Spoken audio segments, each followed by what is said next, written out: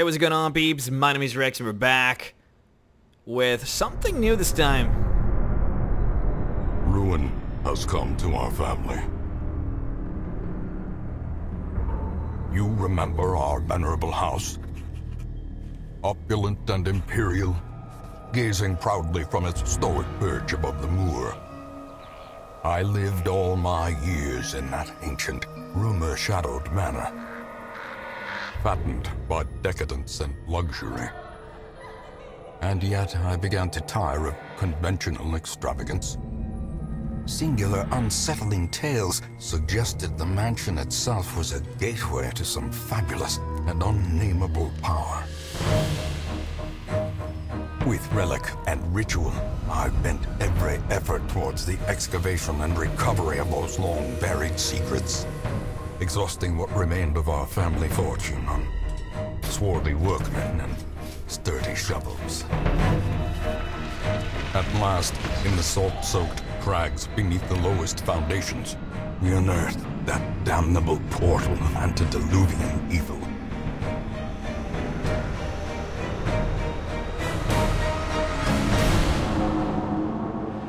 Our every step unsettled the ancient earth. But we were in a realm of death and madness.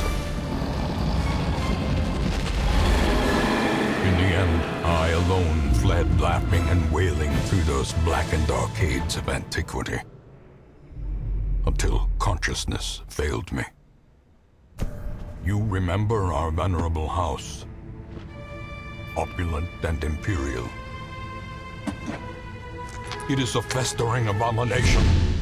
I beg you, return home, claim your birthright, and deliver our family from the ravenous, clutching shadows of the darkest dungeon. Here we go, boys. The Darkest Dungeon. That game which is gonna make you very angry. Darkest Dungeon is about making the most out of a bad situation. Quests will fail or must be abandoned. Heroes will die, and when they die, they stay dead. Progress autosaves, so actions are permanent. The game expects a lot out of you, so how far will you push your adventures? How much are you willing to risk in your quest to restore the Hamlet? What will you sacrifice to save the life of your favorite hero? Thankfully, there are always fresh souls arriving on the stagecoach, seeking both adventure and fame in the shadow of the Darkest Dungeon. Yeah, I love this game. I've been playing it for a while now. I have almost finished it myself. I guess I can show you how far my Hamlet goes. I'm on week 72, which is, well, I guess that's a lot of gameplay time. I don't know if I would be able to tell you how much time I've been investing in this, but it's pretty good. It's pretty good. I think I'm missing like 2 bosses. And that's it. I pretty much I have like a whole team on level 5, which I think is the highest you can be. No, scratch that. I think you're gonna be level 6. I don't know, man. They just added a new DLC for the game, so I'm like super excited to kind of show this to you guys.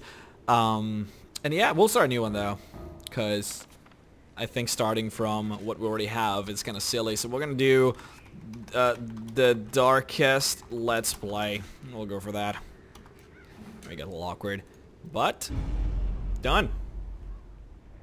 I'm gonna be so pissed. This game makes you angry, man. You guys have no idea just how upsetting this game can be.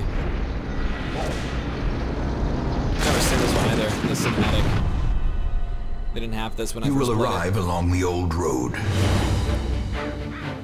It winds with a troubling, serpent-like suggestion through the corrupted countryside, leading only, I fear, to ever more tenebrous places. There is a sickness in the ancient pitted cobbles of the old road, and on its writhing path you will face viciousness, violence, and perhaps other damnably transcendent terrors.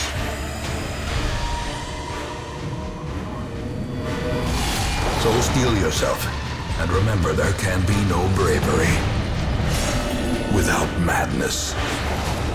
The old road will take you to hell, but in that gaping abyss, we will find our redemption. Okay, if you grab this narrator and the guy from Bastion, I'm pretty sure you can cover any game. Scary games, this guy. Awesome games, cool games, Bastion guy, done. You don't need any more narrators in this world. I'm not gonna accept any other narrators. Jesus Christ. This game is extremely difficult, and oh my god, see, I don't even remember this section. I've been playing. I started playing on the open, what it was, like an alpha or something, and I don't think they had any of this stuff. But yeah, we know how to play. It's pretty simple. You kind of move through the dungeon like this. Run up these lanes. Keep to the side path. You always. Hamlet is just ahead. Let me talk. You always move to the right, regardless of whether you're actually going to the right or not, because you can be moving on the map here. You can be moving in any direction, but you always, in the game, move to the right.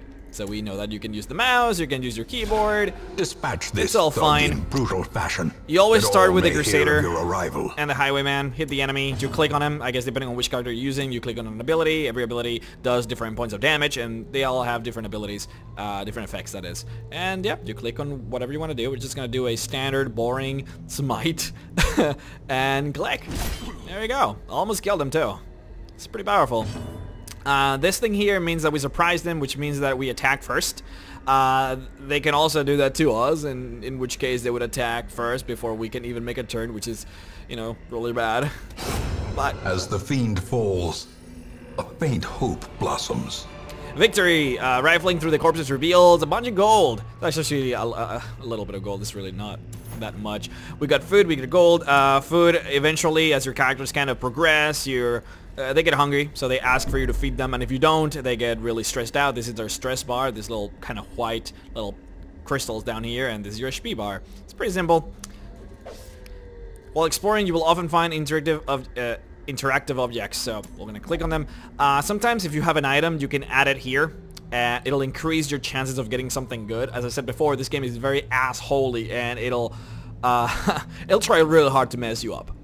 And if you just try and grab something from anything that you find in the world, there's usually it's like a 50-50 chance that something good will happen and something bad will happen. But by adding an item, you increase that to 100% chance that you get something good, right? For the tent, I don't think there's a single thing we can do. So, plus we have no items, so we just have to go for it. In this case, it was something good. We got items. Leave nothing unchecked. There is much to be found in forgotten places.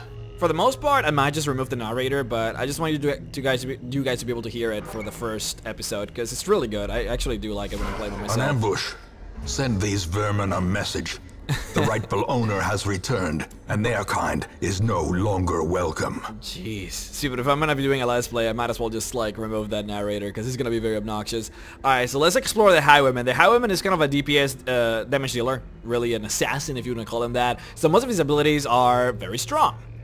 And he can choose whether he wants to be melee or he wants to be a range. You see that he has a gun and he has a sword. Open Vein is just a center attack. It does a little bit less damage, but it bleeds. You got Pistol Shot, just shoots. It's really good because you see where it says Pistol Shot on the top, there's a couple of circles. The red ones means that I can only attack anyone that is not on the front, pretty much. Now this guy counts as 2, so he counts as being on the front, and the one that hands out he counts as the first spot and the second spot because he's just that big. This guy only counts as, I believe, is the third. No, is it the third slot or the last slot? I'm not sure how that works, because usually you'll fight 4 people at the same time. But anyways, you can see that it also requires me to be in a certain position if I want to use it. In this case, it tells me that I cannot be on the front if I want to use Pistol Shot. So, you know, that's a drawback. It also has the drawback of having less damage, but it crits a lot. Crit mod is 10%, so that's pretty good. Grip Shot hits 3 guys in a row. So in this case, it would hit those 2 at the same time, which is pretty good. And Take Aim, which is just like a buff. Increases our accuracy and crit. Accuracy is very important early game because everything misses a lot, pretty much, especially in the earlier levels. But we want to make sure that he bleeds, because he's a heavy target, so bleeding is pretty important. There we go. Well, just, honestly, this is pretty easy, because this is just a tutorial, so nothing bad is going to happen to us, I hope. If anything, we might just get stressed out or something. Health doesn't matter. As long as you manage to complete the mission, your health is going to regenerate for the next one, so that's not a big deal. On the other hand, stress stays, and if you want to remove stress, you're gonna have to spend money, you know, to send them to a bar or make them pray. There's a bunch of little entertainment things that you can do to make sure that they don't get stressed out. But for the most part, if you want to complete a mission, just make sure that the stress stays pretty low, because otherwise it's gonna cost you money, and that's just not good. Rush Shot, yeah. So Damage is not a big deal. This is, you can see the map. There's only 2 squares, which means that as soon as we kill this guy and get the chest, we're pretty much over with the mission. So Press this advantage. Give them no quarter. Give them no 25 cents. And there we go. We get items. You can also get items in missions, and then you can equip them with items. This is their weapons. This is pretty much the standard stat screen for any character. You got your weapons, you got your armor, and you can hold up to 2 items. Some items are restricted to classes. So this is a Crusader. Yes, yeah, it's a Crusader, so only Crusaders can use certain items, and only Highwaymen can use certain items, blah, blah, blah, blah. You see that there is a lot of... This is like Guild Wars, in the sense that you get a bunch of skills, but you can only equip like 4. So there you go. Same thing with camping skills. We're gonna get us to what camping is later on. Don't you worry about it. But there you go. So you can improve the weapons and armor. You don't actually get items. You don't get weapons. You only improve the weapon you have, and it's almost like the equivalent of him getting finding a new weapon, because they have different names. But yeah, you don't actually find them, you just upgrade them. And yeah, same thing for all characters. Here, see, this is the other screen for him. And there you go. Some characters have preferred positions. So the Highwaymen hate to be in the front usually, because that doesn't allow them to use their shots. And they also hate to be on the back, because that prevents them from doing, I think, the normal attacks that we can slice in the open veins. You see that it doesn't want you to be on the back. So the game tells you like where they want to be and who they would rather attack. Like when you combine all of the abilities you have selected, who they are strong against, and it tells you that it's the second one. So that's pretty good. The Crusader is, he wants to be in the front or on the second row, and he attacks mainly the front. So he's like a tank, pretty much is what he is. But there we go. We got a bunch of items. The deeds. There's a bunch of items that are like this, which are just like, they're pretty much like, what do you call those? You use this to upgrade your manor, and we're gonna get to the manor soon enough. Food, golden items, yep. Now, we could just leave now, or we could open the chest. Bandits, trapped chest. Something doesn't look quite right with this one. So you could open it, if you do. However, the game is trying to tell you that he's an asshole. So if you try to open this, you're either gonna get hurt, you're gonna get stressed, or you're gonna get a negative perk. Now you can see here, and I'm sorry that I'm taking too long here, but I just want to make sure that I kind of clear the air with everything that's, you know, that you guys need to learn before I even proceed with the game. Characters have quirks, positive quirks and bad quirks. Warrior of Light is a good perk. 10% damage if torch is above 75%. This is the torch. You can see that it's about, I think it's about 75 or so. It's like 80% or something. Yeah, so usually it goes all the way to the end. I don't know if you guys can see my mouse. I hope you guys can see my mouse, but if not, then I'm fucked. Oh, I really hope you guys can see my mouse. Hold on. Alright, so you cannot see my mouse, but you can see where I'm highlighting, so that's good enough for me. There's no way I can fix that. I'm sorry. I don't know what to do about it, but regardless, yeah. So quirks. So he has 2 bad quirks. So prone to stealing items, which means that if I were to try to open this chest with the Highwayman, for example, the Crusader might be like, I'll do it, and then he might take the items instead, which is good and bad for a couple of things. As I said, sometimes when a chest is trapped, it'll hurt your character, but it'll only hurt the one that is actually opening the chest. So if I want to open it with the Crusader, since he's full, and Highwayman was weak, but he had stealing, he might kill himself by accident. Things like that. They also sometimes take an item from your inventory, where these items are here. He might just take something and prevent me from getting it permanently. It's kind of an annoyance, but yeah. Anyways, sometimes when you do bad stuff, like you open trap chests, he might get like bad quirks. So you really want to avoid just kind of going willy-nilly and opening things. And just, you don't want to do stupid shit. It's pretty much what I'm saying. So something doesn't look quite right with this one. So obviously we're not gonna open it. It would be stupid not to. Obviously this is a tutorial, so it wouldn't be that bad of a deal if you were to do it. But we're smarter than that, so I hope we are. Yeah. So we got 4 heirlooms that we can get, and every single heirloom is used for different upgrades in the city. We'll get there in just a bit. So we leveled up. Every mission you do gives you resolve, which is pretty much experience, and eventually it'll require more resolve to level up. But also every time we finish a mission, every character gets a chance of getting a good perk or a bad perk. This guy has 1 good perk and 3 bad perks, which is like really bad, Reynold. And this mess is, yeah, it's okay, I guess. Alright, let's go. So this is the town. I think there's gonna be a small loading screen. This is the loading screen. It's not gonna do anything. There we go. Welcome home, such as it is. This squalid hamlet, these corrupted lands, they are yours now, and you are bound to them. Yeah, there we go. So This is just a little activity log. It just tells you pretty much what happens. Sometimes, since you're gonna have a pretty substantially big team, eventually, you know, people are gonna do things on the background while they're doing missions. Some people, if you leave them in a bar, sometimes they might just like fucking go out drinking for like an entire week, and just like you're not even gonna be able to use them for the next mission. And when something crazy like that happens, the game is gonna tell you here in the activity log. So that's pretty good. Quest goals is pretty much what you're supposed to do. Those are the 4 bosses. So defeat the Wizened Hag, Apprentice, Necromancer, Swine Prince, and the Brigand 8-pounder. I still haven't fought the Brigand, but I've fought every other one, and yeah, I guess they're not too bad. The Hag is probably the hardest one, I think, in my opinion, because you always lose a character. We'll get there. It doesn't matter. Let's just close this. Anyways, I don't need help. I'm good at this. I got this. The game should know that I already have a level or a weak like 74 character. Like, I don't know why it's trying to explain everything.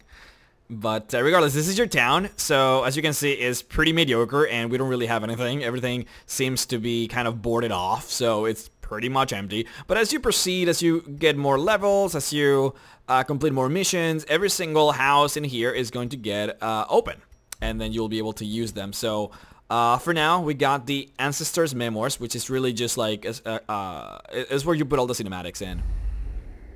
So you can, if you try and fight a boss, you get like a cinematic, and you'll be able to like rewatch it here.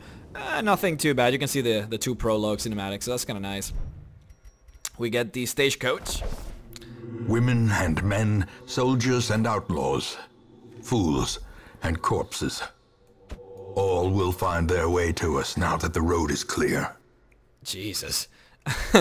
So this is where you get new characters. We haven't upgraded it at all, so we will only get 2 new characters every week. But you can pretty much just grab them, like they're there for you. If you take 2, you will get 2 more next week. If you upgrade to get 6, you get 6 every week. It works like that. And as you can see, we can upgrade it. So we use the heirlooms that we have. We started with 10 each, and I guess 20 crests because we got 2 deets before. And yeah, then we can use those heirlooms to upgrade things. I don't know if I want to upgrade the stagecoach yet. It might be good, actually. We have 9 slots for party members, and it's always nice to have a lot because it gives you a lot of choices, especially because we are looking to have a very specific team, and it'll increase our chances to get those specific characters. There's a lot of characters, by the way. This is a Crusader, Highwayman, this is a Plague Doctor, and this is a Vestal, so she's a healer. He's a poison guy, this is my damage healer, and Reynolds is a tank.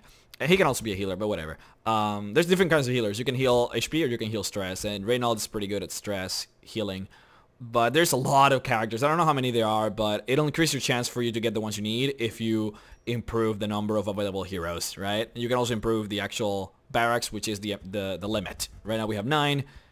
But we can get it to, we can improve it to 11. I think I have, on my other account, I have like 25, so I think that's the max. Anyways, that's the stagecoach. We have the graveyards. This is where people die. If people die, Most will end up here, covered in the poisoned earth, awaiting merciful oblivion. Jesus. So people die, they go there. It's really just that you can see who has died. As the game said before, there is permanent death, so if you fuck up, that's where they go. Pretty much. What else can I show you? Yeah, we haven't really unlocked anything. We literally do not have anything.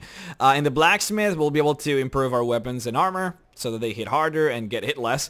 Guild is where you improve the skills, so you can make, say, like smite. You can make it into a smite 2, 3, and 4, and you know they don't hit harder because that's what you do in the blacksmith. They just make it so that everything that says here is improved. So in this case, it would be like the accuracy of the attack and the amount of damage to unholy. I don't know if that actually improves, but in this case it probably is just accuracy. But you know, whatever the ability is, it just gets improved. Abbey is for stress relief. The Tavern is also for stress relief.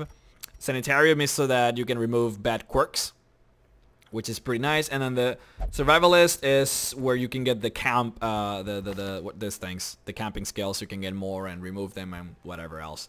It's pretty useful. We don't really have anything. We're gonna have to complete a mission to even really, well, do much of anything. I think I'm gonna save my thingies here because I want to use them for the blacksmith and the guild, which is by far the most important thing you can do, and probably the tavern and the abbey. We're gonna have to choose one if we want them to be religious or we want them to just, I don't know, bang some prostitutes and drink beer, which is something you can do here. Whatever. A mecca of madness and morbidity. Your work begins.